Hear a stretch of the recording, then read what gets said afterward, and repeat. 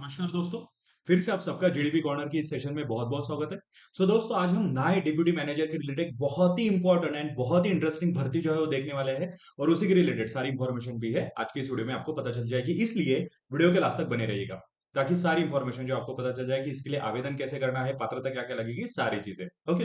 ये जो भर्ती है वो है नए डिप्यूटी जो है उसके लिए डिप्यूटी मैनेजर के रिलेटेड भर्ती जो है होने वाली है, जिसमें ऑर्गेनाइजेशन का नाम रखा गया है national highway authority of India यानी नाई की तरफ से ये भर्ती निकली है, जिसमें डिप्यूटी मैनेजर की टेक्निकल की जो पोस्ट है आपको देखने को मिल जाएगी, जिसमें 60 पोस्ट जो है बताई गई है। ठीक है, अगर पीडब्ल्यूडी कैंडिडेट हो तो 4 पोस्ट उनके लिए रखी गई है। ठीक है, ओके, रिजर्व रखी गई है। डिसिप्लिन जो है वो मतलब आपका क्या होना चाहिए, तो सिविल इंजीनियरिंग अगर आपकी कंप्लीट हो तो आप इसके लिए अप्लाई कर सकते हो। साथ ही आपको गेट 2026 का स्कोर कार्ड जो है वो भी सबमिट करना पड़ेगा, तो उसके स्कोर के बेस पे ही सिलेक्शन जो है वो होने वाला है। ठीक है, उसके बाद पे स्केल जो है वो लेवल 10 के हिसाब से जो है पे स्केल आपको मिलेगी, यानी 56,100 से लेके 1,77,000 तक आपको अच्छा खासा मोटा इनकम मिलने वाला है।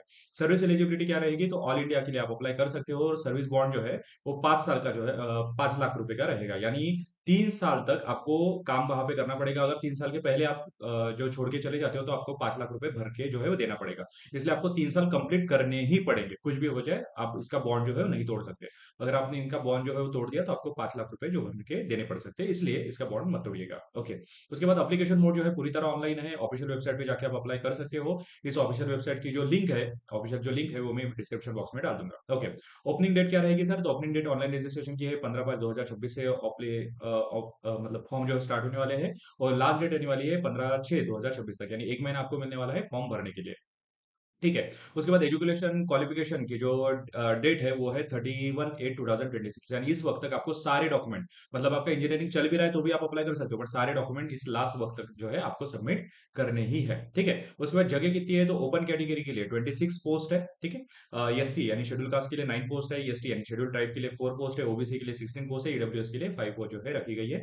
ऐसे टोटल वैकेंसी जो है 60 रखी गई है, मतलब इस नाई के आप अप्लाई करने के लिए डिप्टी मैनेजर के पोस्ट के लिए आपको इतनी वैकेंसीज बताई गई है। ठीक है। अगर आप डीफ हो यानी आपको कम सुनाई वगैरह देता है तो एक पोस्ट जो है उसके लिए भी रखी गई है। ठीक है।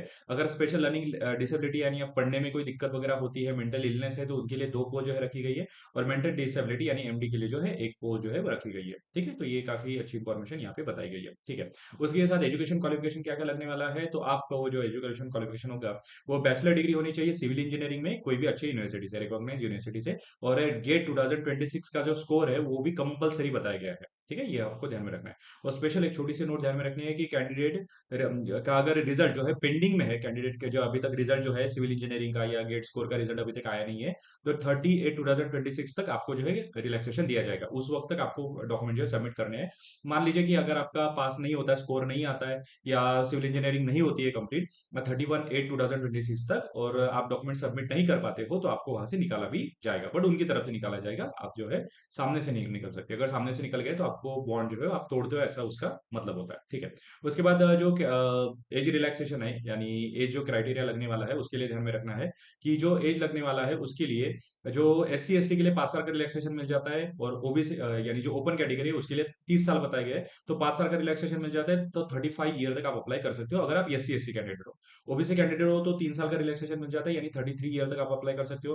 पीडब्ल्यूडी जो कैंडिडेट है वो 40 साल तक अप्लाई कर सकते हैं, पीडब्ल्यूडी ओबीसी जो कैंडिडेट है 43 ईयर तक, और एससी एसटी पीडब्ल्यूडी कैंडिडेट जो है वो 45 ईयर तक जो है अप्लाई कर सकते हैं, और एक सर्विसमैन के लिए भी 5 साल का एज रिलैक्सेशन जो है वो मिल जाता है। ठीक है। साथ ही आपको ध्यान में रखना है कि कोर सिलेक्शन जो है वो आपका, जैसे मैंने बताया कि कोई भी एग्जाम नहीं होने वाली, सिर्फ आपका जो गेट का स्कोर रहेगा उसी के हिसाब से आपका सिलेक्शन जो है वो होने वाला है। ठीक है, तो ये आपको ध्यान में रखनी है पूरी इंफॉर्मेशन। और सर्विस बॉन्ड जो है 5 लाख का सर्विस बॉन्ड आपके लिए रखा गया है, इसलिए सर्विस बॉन्ड को मत तोड़िएगा। 3 साल बताया गया तो 3 साल कंप्लीट करके ही वहां से निकलिएगा। ठीक है। तो उसके बाद डॉक्यूमेंट्स क्या क्या लगने वाले हैं, तो कलर पासपोर्ट फोटोग्राफ लगने वाला है, स्कैन सिग्नेचर लगने वाली है, 10 का सर्टिफिकेट लगने वाला है, 12 का भी सर्टिफिकेट लगने लग सकता है, और कास्ट कैटेगरी सर्टिफिकेट भी लगने वाला है, सिविल इंजीनियरिंग की डिग्री या प्रोविजनल जो भी हो वो लगने वाला है, और गेट 2026 का स्कोर कार्ड भी लगने वाला है। तो ये सारी इंफॉर्मेशन आपको ध्यान में रखनी है।